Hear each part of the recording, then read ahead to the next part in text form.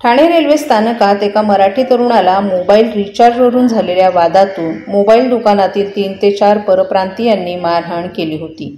या घटनेनंतर तीव्र प्रतिक्रिया उमटत असताना शिवसेना उद्धव बाळासाहेब ठाकरे पक्षाचे नेते राजन विचारे यांनी मारहाण करणाऱ्या त्या कामगारांना कार्यालयात बोलावून जाब विचारत माफी मागायला लावली आहे। तसंच मारहाण झालेल्या मराठी तरुणानेही त्या कामगारांच्या कानशिलात यावेळी लगावली आणि यानंतर कामगारांनी तरुणाच्या पाया पडत माफी मागितली। ठाण्यातील लोकमान्यनगर परिसरात मारहाणीत जखमी झालेला मराठी तरुण वास्तव्य करतो। तो दररोज कामानिमित्तानं ठाणे स्थानक येथून प्रवास करतो। सोमवारी रात्री 8 वाजण्याच्या सुमारास ठाणे स्थानकातून लोकमान्यनगरला आपल्या तो घरी जात होता। त्यावेळी मोबाईलमधील रिचार्ज संपला, यामुळे तो ठाणे रेल्वे स्थानकाजवळ मोबाईल दुकानात गेला। दुकानात त्याला बराच वेळ ताटकळत उभं राहावं लागलं आणि काही वेळानं रिचार्ज नाही असं उत्तर दुकानदारानं त्याला दिलं। त्यावरून त्याचा दुकानदाराशी वाद झाला आणि त्यानंतर दुकानातील 3 ते 4 परप्रांतीय कामगारांनी त्याला रक्तबंबाळ होईपर्यंत मारहाण केली।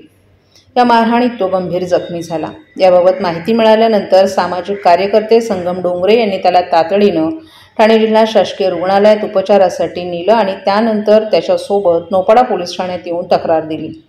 पोलिसांनी गुन्हा दाखल करून त्यांना अटक केली आणि त्यानंतर त्यांची जामिनावर सुटका झाली। मारहाणीत जखमी झालेला मराठी तरुण हा शिवसेना उद्धव बाळासाहेब ठाकरे पक्षाचा कार्यकर्ता असल्याचं समजतं।